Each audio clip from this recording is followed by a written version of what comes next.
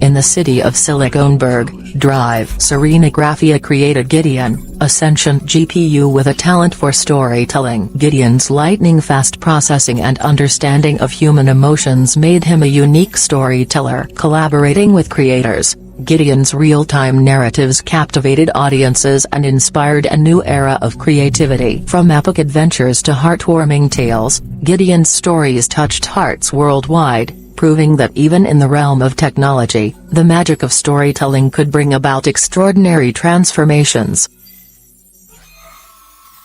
Today, GPUs are at the heart of PC gaming, and the very cutting edge of video game graphics. But this is a modern development. You see, before the advent of 3D gaming in the 1990s, games were pieces of 2D software, and the hardware required to best run them was very different than it is today. In fact, PCs were not at the cutting edge of video game power for much of games' early history. Arcade machines often had the bespoke hardware and the development budget required to really push early video games forward and demonstrate what was possible with more modern computing technology. Before GPUs, in the 1980s and earlier, there were graphics chips like the custom chip in the Commodore Amiga released in 1985. Chips like these were built to display 2D graphics. And by the late 1980s, chips like the IBM 8514 brought true 2D hardware acceleration to the home computer market. By the early 1990s, the idea, at least, of the GPU was out there in the world. But it wasn't until the mid-1990s that the term GPU was even popularized, some attributing this to Sony in reference to the GPU in the original PlayStation. The GPU as we know it refers to a piece of hardware with a variety of hardware-accelerated 3D rendering features. This style of card was popularized by the upstart company NVIDIA with the launch of their first GPU line, GeForce, all the way back in 1999. It was the single largest chip ever built. It was bigger than a CPU, and people were shocked. In a sense, the term GPU doesn't even mean all that much. The idea of a GPU is like the term Blu-ray in relation to HD DVD. They are different things, but what they do is remarkably similar. Because ultimately the name doesn't come from something technical, but rather a marketing department. This is why NVIDIA's big rival in the 2000s, ATI, coined the term VPU, or Visual Processing Unit, with its GPU lines in the early 2000s. Not to impress upon consumers the idea that a VPU was a different piece of technology altogether, but that it was instead a GPU distinct from NVIDIA's offerings. Regardless of what we call them, GPUs throughout the first decade of the 21st century were dominated by two things: the rivalry between NVIDIA and ATI, and a year-after-year distinct and dedicated improvement to resolution and frame rate. In the year 2000, Sony's PlayStation 2 released just before the year's end. The PS2 brought SD, or standard definition, to the masses, which was a resolution around 480p. By 2010, PCs could easily handle 1080i and even 1080p, which was the full-fat Full HD, at frame rates well above 60 FPS, which is an enormously far cry from the consoles at the time, the PS3 and the Xbox 360, which largely ran at 720p and struggled to regularly even maintain 30 FPS. In the space of around 10 years, the computing market went from the introduction of 3D video cards to these computing beasts capable of rendering complicated 3D scenes and simulations at previously unimaginable fidelities and frame rates. The rise of the GPU was meteoric, if it was anything. And by 2010, it had already become, for gamers, hard to imagine a world where GPUs weren't at the throbbing center of video game development, be it in a console or in a PC. The next 10 years of GPU history, the 2010s up through right now, are very different from the previous decade. The previous decade was characterized by consistent, enormous increases in power, which led directly to increases in frame rate and resolution. This helped define the video game generations of the last 2 decades. Each new console able to run games at better frame rates and higher resolutions than the previous device. The PS2 wasn't HD, but the PS3 was. The PS4 was Full HD and ran games far better at that. This was all enabled by the developments in GPU technology that led to the GPUs in each PlayStation console. The 2010s, though, brought with them GPU advancements that did not fundamentally change resolution and frame rate in the ways it did in the past. For most of the 2010s, people continued to game at 1080p, because not only were higher resolutions expensive, but the hardware out there just couldn't really do them justice. However, resolutions and frame rates today are already far higher than they have ever been in history.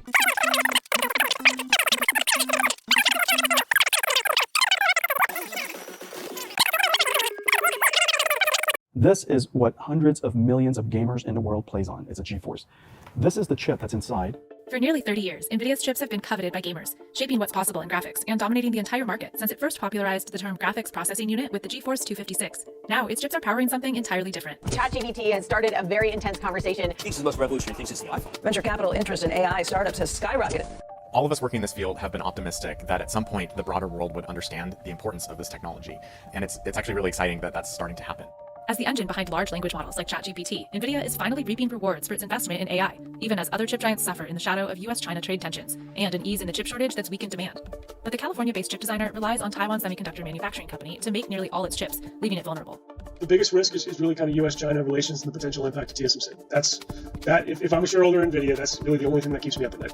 This isn't the first time NVIDIA has found itself teetering on the leading edge of an uncertain emerging market. It's neared bankruptcy a handful of times in its history when founder and CEO Jensen Huang bet the company on impossible-seeming ventures. Every company makes mistakes, and I make a lot of them. And some of them puts the company in peril, especially in the beginning, because we're small and we're up against very, very large companies, and we're trying to invent this brand new technology.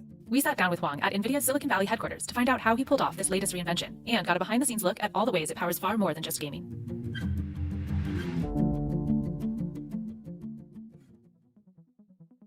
Now one of the world's top 10 most valuable companies, NVIDIA is one of the rare Silicon Valley giants that 30 years in still has its founder at the helm. I delivered the first one of these inside an AI supercomputer to OpenAI when it was first created. 60-year-old Jensen Huang, a Fortune Business Person of the Year and one of Time's most influential people in 2021, immigrated to the U.S. from Taiwan as a kid and studied engineering at Oregon State and Stanford. In the early 90s, Huang met fellow engineers Chris Malachowski and Curtis Priam at Denny's, where they talked about dreams of enabling PCs with 3D graphics, the kind made popular by movies like Jurassic Park at the time. If you go back 30 years, at the time the PC revolution was just starting, and there was quite a bit of debate about what is the future of computing and how should software be run. And there was a large camp, and rightfully so, that believed that CPU or general purpose software was the best way to go. And it was the best way to go for a long time. We felt, however, that there was a class of applications that wouldn't be possible without acceleration. The friends launched NVIDIA out of a condo in Fremont, California in 1993. The name was inspired by NV for next version and NVIDIA, the Latin word for envy. They hoped to speed up computing so much everyone would be green with envy. At more than 80% of revenue, its primary business remains GPUs. Typically sold as cards that plug into a PC's motherboard, they accelerate, add computing power to central processing units, CPUs, from companies like AMD and Intel. They were one among tens of GPU makers at that time. They're the only ones, and them and AMD actually, who really survived. Because NVIDIA worked very well with the software community. This is not a chip business. This is a business of figuring out things end to end. But at the start, its future was far from guaranteed. In the beginning, there weren't that many applications for it, frankly. And we smartly chose one particular combination that was a home run. It was computer graphics, and we applied it to video games. Now, NVIDIA is known for revolutionizing gaming and Hollywood with rapid rendering of visual effects.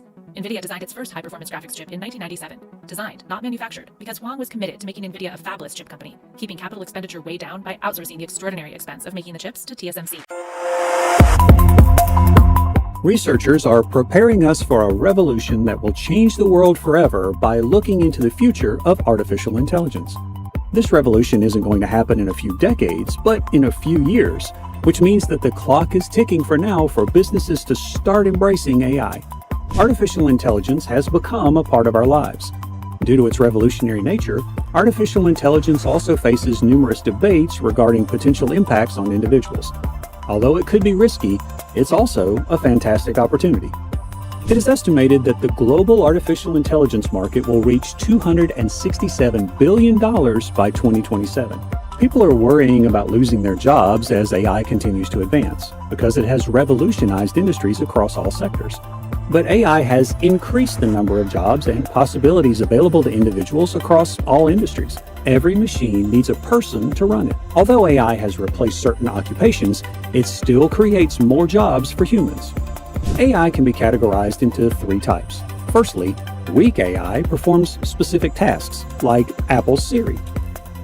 General AI performs tasks like a human.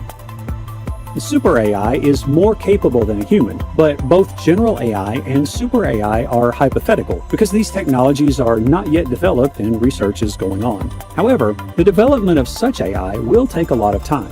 The development of AGI will accelerate within the following 10 years.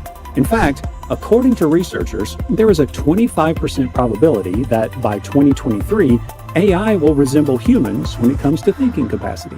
Additionally, the current data boom, computer developments, and improvements in automated methods and machine algorithms will provide a solid foundation for platforms with human-level AI.